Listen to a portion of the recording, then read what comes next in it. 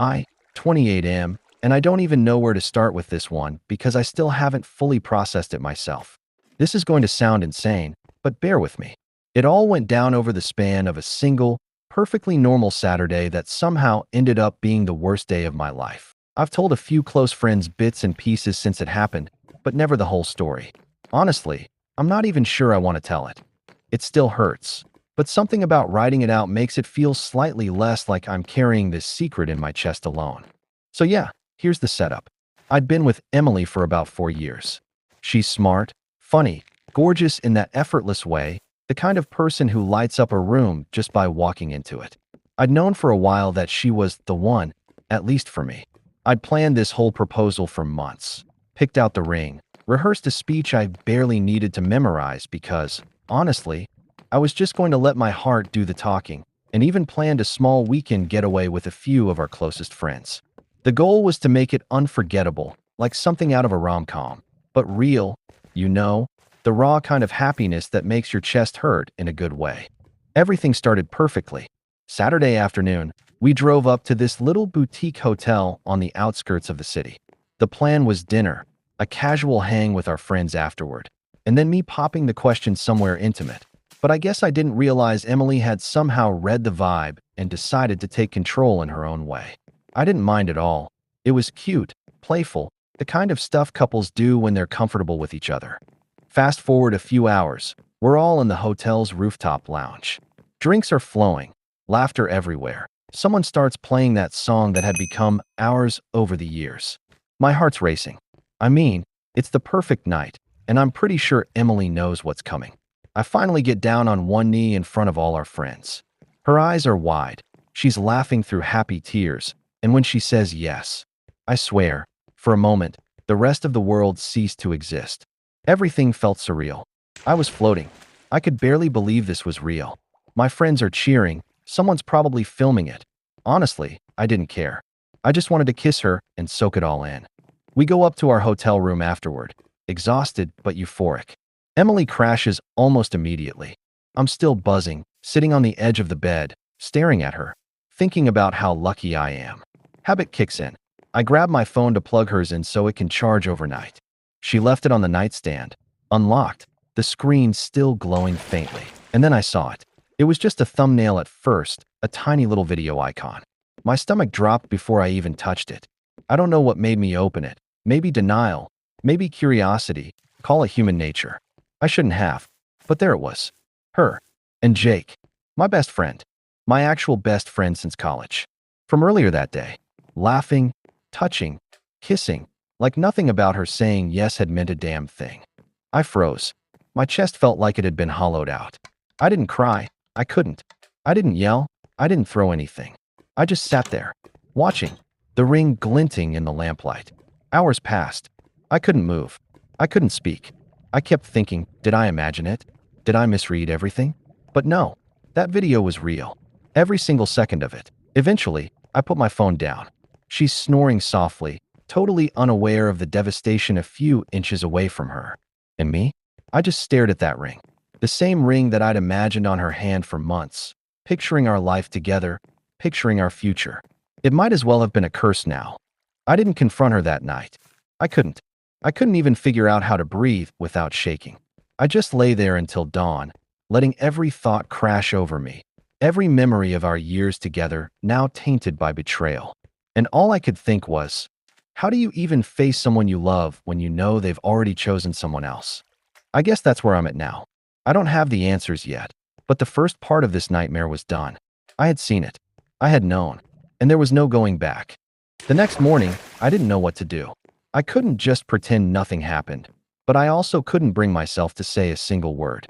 I sat on the edge of the bed, staring at the ring on the nightstand, like it had suddenly turned into a ticking time bomb. Emily was still asleep, hair sprawled across the pillow, lips parted in that soft, innocent way she always did when she was completely unaware. And me? I was shaking like I had just run a marathon with a storm inside my chest. I eventually got up, grabbed a bottle of water, and left the room under the guise of going to get breakfast. Breakfast felt like the dumbest, most surreal thing. The lobby was buzzing with people, the smell of coffee and pancakes everywhere. and I was trying to function like a normal human while my brain was stuck on a single horrifying loop. She cheated. On me. With my best friend. On the day I proposed. Jake was there, of course. He was acting casual, laughing at some joke Emily had made the night before. The same Jake I'd shared everything with for years. I watched him from across the lobby and realized something I didn't want to admit to myself yet. The betrayal cut deeper than any anger I'd ever felt because it came from two people I trusted more than anyone in the world. I had this weird, surreal moment where I thought maybe I was losing my mind. Maybe I'd misread it. Maybe they hadn't, but no. The video was burned into my brain. Every smirk, every whisper, every kiss. I'd replayed it in my head dozens of times already. I tried to act normal during the rest of the weekend. We went on a little hike, met up with friends, went out for drinks. Emily laughed at dumb jokes. I smiled and nodded, tried to keep my mouth shut. Every second felt like I was living in a parallel universe. Everyone else was oblivious to the earthquake shaking the foundation of my life. By Sunday night, I couldn't take it anymore. I went back to the room while Emily showered, trying to think of what to do. Should I confront her? Should I call Jake? Should I leave quietly and pretend I was sick? Nothing seemed right. The only thing that felt certain was that the life I thought I was building with her, the life that started with that perfect proposal, was gone. That night, I stayed up again, staring at the ceiling, replaying every memory I had of her, trying to separate the truth from the illusion. Had she always been like this? Was I the fool who ignored the signs? Or was she the master manipulator, hiding the person she truly was until it was convenient? I couldn't decide, and that uncertainty tore me apart. 3 days later, I finally spoke to Jake. I drove over to his apartment because I couldn't face him over the phone. The second he opened the door, I knew what I had to do. Not yell, not scream. Just look at him and understand the person I thought I knew wasn't who I thought. "Hey," I said, trying to keep my voice steady. "Hey man, what's up?" His smile didn't reach his eyes. I don't know if he realized how fake it was, or if he didn't care. I didn't waste time. You know what I saw, right? He looked down, shuffled his feet, and said nothing. That's when it hit me. I didn't need to say a word more. The guilt, the shame, the betrayal, all of it was written across his face. And in that moment, I felt something I didn't expect, a hollow kind of relief. I knew the truth wasn't mine alone anymore. He owned it too. I left without another word.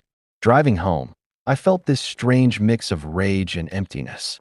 Every street, every traffic light, every honking horn seemed to echo the mess my life had become. I kept thinking about Emily and that ring. That stupid, perfect ring that had turned into a symbol of everything I'd lost. By the end of that week, I'd made a decision. I wasn't going to let them ruin me. Not completely. I wasn't going to beg her, cry on her shoulder, or even confront her in a dramatic scene. I would survive. I would rebuild. And I would make sure that when the dust settled, they realized exactly what they had thrown away. That's when the hardest part hit. I had to watch them. Not just in my head, but in real life. Emily's Facebook posts, Instagram stories, everything. It was like watching someone else's life unfold while I was trapped in my own private hell. Every picture, every smile, every happy couple selfie made me want to scream, but I didn't. I just clenched my fists, swallowed, and kept going. The breaking point came a week later. My friends invited me out to grab drinks, trying to cheer me up. I ended up at a bar I'd been to dozens of times, but that night, every laugh felt hollow. And then I saw them. Emily, laughing with Jake, holding hands under the dim light like nothing had happened. I wanted to storm over, flip the table, punch something, but I didn't. I just watched. And for the first time, I realized something powerful. They were together, yes, but the thrill of betrayal is temporary. The aftermath, that lasts a lifetime. That night, I went home and looked at my reflection in the mirror. Bloodshot eyes, messy hair, a jaw tight enough to split stone. I swore to myself I would not break. I would channel everything I felt, anger, heartbreak, betrayal, into rebuilding my life. And that's when the idea started forming. Not revenge for revenge's sake, but a plan to reclaim control. To ensure that when the story ended, I would be standing, whole, while they dealt with the consequences of their choices. I didn't know how yet, but I knew this. I wasn't done. Not by a long shot. It hit me like a punch to the gut the morning of the wedding. I didn't even know how I found out. Someone slipped a save the date on my Facebook feed, probably thinking I'd laugh it off. or maybe just out of thoughtless habit. But there it was, glaring at me. Emily and Jake getting married. And not just some casual backyard thing. They'd booked a massive church downtown. Full pews, floral arrangements, the works. Like a show, like a performance. I sat in my car outside for a long time, just staring at the invitation, my knuckles white around the steering wheel. Everything I'd imagined, our life, our future, was gone. And now, apparently, I was supposed to act like a polite ghost at the back of the theater, watching them play house. I thought about calling her. I thought about texting Jake. But every scenario in my head ended the same way. Humiliation, anger, heartbreak multiplied 1,000 times over. So I didn't call. I didn't text. I drove to the church like I was heading to my own funeral. When I arrived, the church was packed. I slipped in the back row, unnoticed, heart pounding, trying to disappear into the shadows.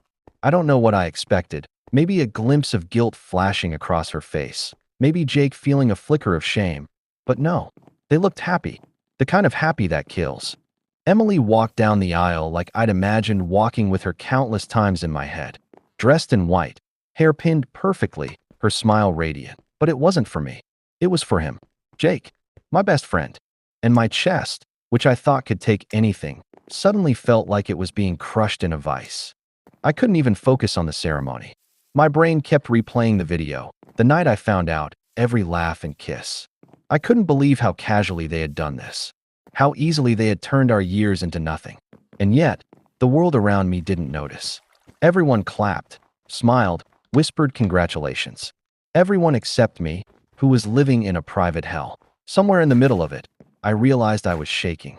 Not visibly, not outwardly, but inside I was unraveling. I gripped the pew in front of me, fingernails digging into wood, and I thought about what it meant to love someone so fully only to have it ripped away. I thought about the proposal, the rooftop, the laughter, the moment she said yes. Every memory now felt like a knife twisting deeper. And then it happened. The kiss. The vows.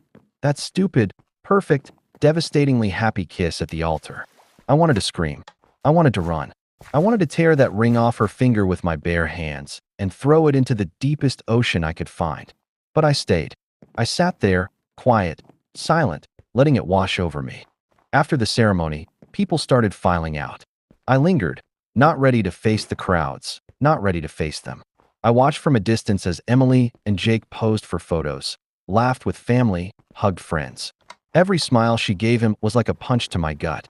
Every time she touched his arm, leaned into him, my stomach lurched. And through it all, I realized something I hadn't allowed myself to admit. It wasn't just betrayal I was feeling anymore. It was grief. Pure, raw grief for the life I thought I had, for the trust I'd given, for the future they had stolen from me. Eventually, I made my way out. I didn't speak to anyone. I didn't say a word. I just walked to my car, feeling hollow, as if the world had turned gray. I started the engine and sat there for a long time, letting everything settle. And that's when it hit me. If I didn't do something, if I didn't take control of my own life, I'd be consumed by this forever.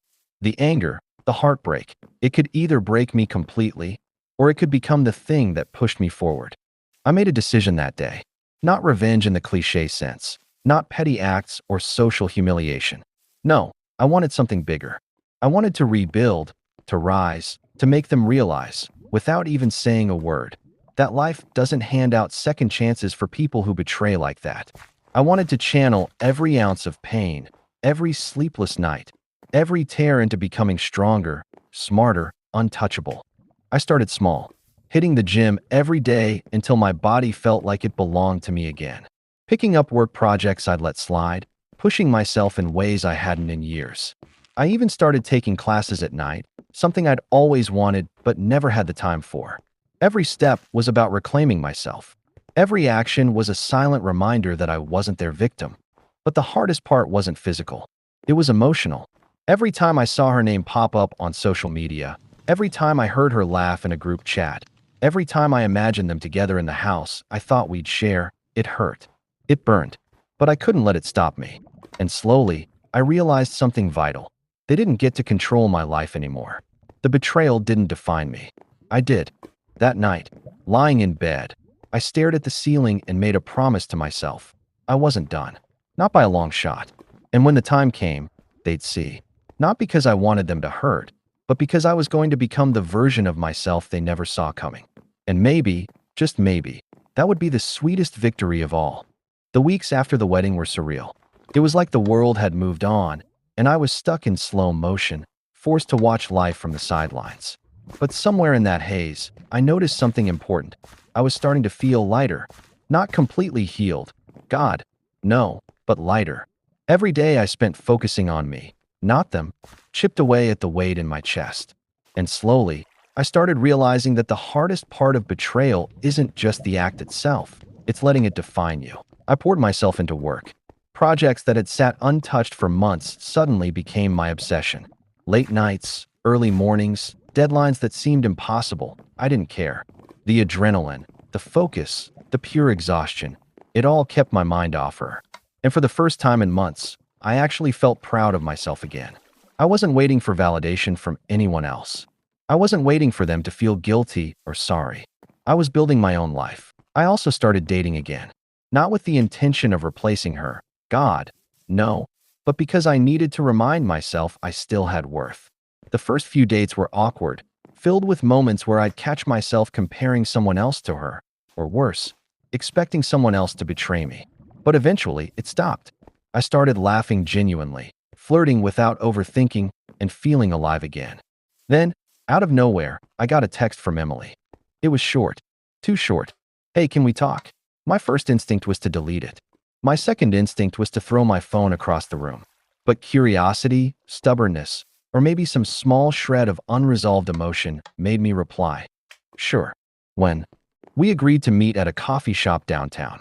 I arrived early, sitting at a corner table, my hands wrapped around a cup of coffee, trying to steady my pulse. When she walked in, my chest tightened, the familiar ache returning. She looked different, calmer, maybe a little nervous.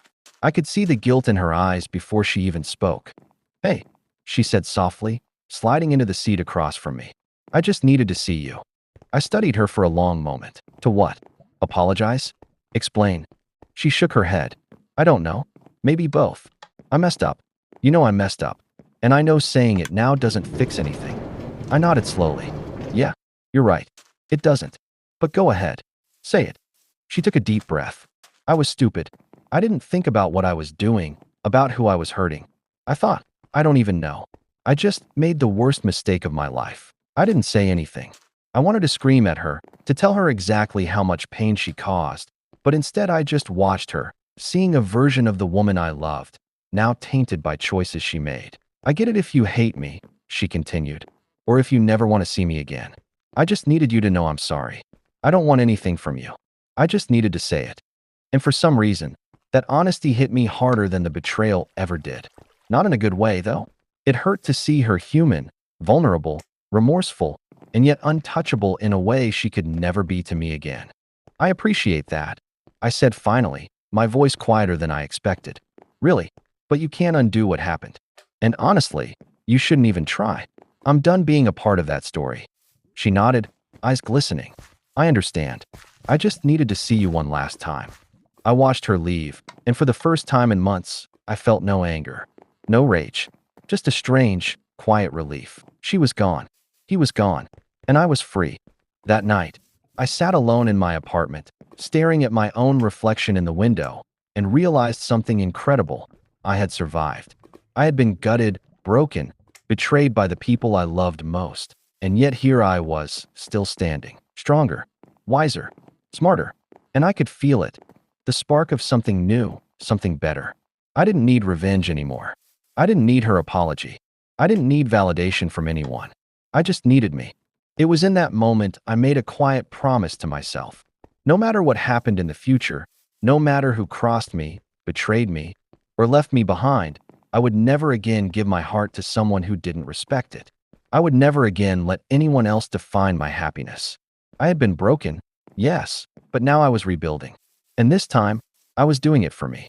I also realized that the sweetest revenge isn't chaos, isn't drama, it's transformation. Becoming someone unrecognizable to the people who tried to hurt you, rising above the mess they left behind, and living a life so full, so authentic, that their betrayal becomes meaningless. That's what I was doing. That's what I had always deserved. And so, life moved on. Slowly, painfully at first, but steadily. Every day, I grew stronger. Every choice I made reminded me that I was in control. And for the first time since that rooftop proposal, I felt something I hadn't in a long time. Hope. It's been almost a year since that church wedding. Almost 12 months since Emily and Jake sealed everything I thought I knew into a neat, Instagram-ready life. And you know what? Life is different. Better, actually. I've moved into a new apartment, one that's mine completely. No ghosts, no memories tied to betrayal. Just me and the things I've chosen for myself. Work has exploded in ways I never expected. I got promoted to lead a project I'd been quietly nurturing. Something huge, something that gave me purpose and pride. People at the office see me as confident, in control, and capable.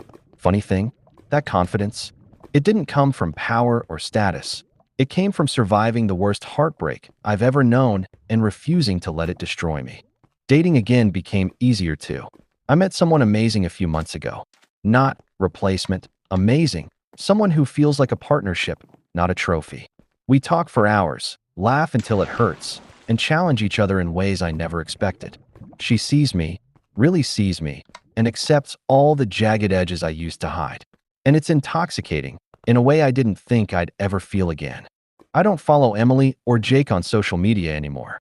I deleted them months ago. But life has a funny way of reminding you that the past is never completely gone. I ran into her at a coffee shop a few weeks back. By chance, or maybe fate, I don't know. She looked the same, polished, poised, confident. But this time, I saw something different too. A hesitation in her smile, a flicker of recognition in her eyes that I had changed. That I wasn't the same guy she left behind, broken and desperate.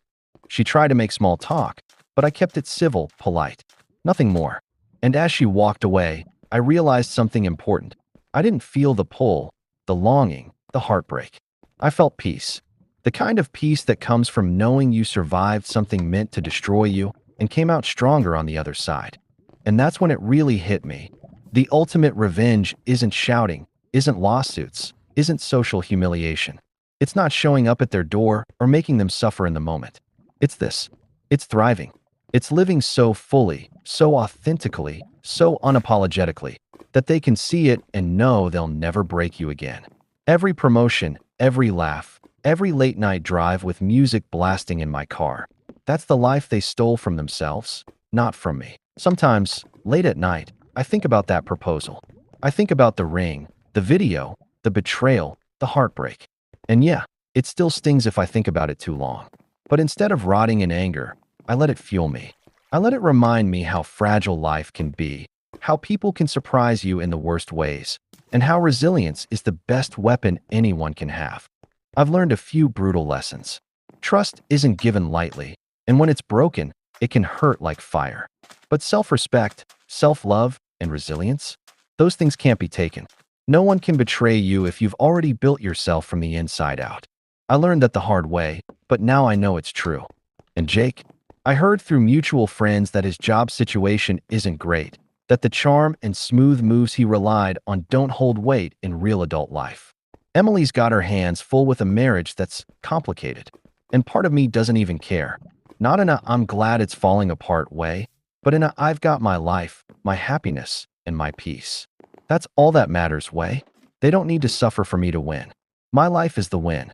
The scariest part, though, was realizing how much I loved her. How deeply, how fully, but also how much I hated the pain that love brought me. And that's what transformed me. That tension, the simultaneous heartbreak and realization that I could survive, shaped the person I am today. I'm not bitter. I'm not obsessed. I'm better. I'm wiser. I'm unstoppable. Last night, I was sitting on my balcony, city lights below, the sound of traffic and life buzzing around me. I caught myself smiling, genuinely, without reason other than the fact that I was alive, free, and whole. And I realized something I'll never forget. Heartbreak isn't the end. It's the beginning of something far bigger than any ring, any promise, any betrayal could ever take away. So yeah, Emily and Jake, they had their moment. But I got everything else. The real life, the growth, the joy, the love that doesn't come with strings or deceit. And that, I think, is worth more than any proposal ever could have been. Because at the end of the day, the night I proposed wasn't the start of a dream, it was the start of a lesson. And I survived it, thrived from it, and built something stronger than any fairy tale ever promised. And honestly, that's the story I'll take with me for the rest of my life. If you made it all the way to the end, thanks for sticking with me. I really appreciate it. If you enjoyed the story, consider subscribing to the channel and giving the video a like. It helps me share more stories like this. Thanks.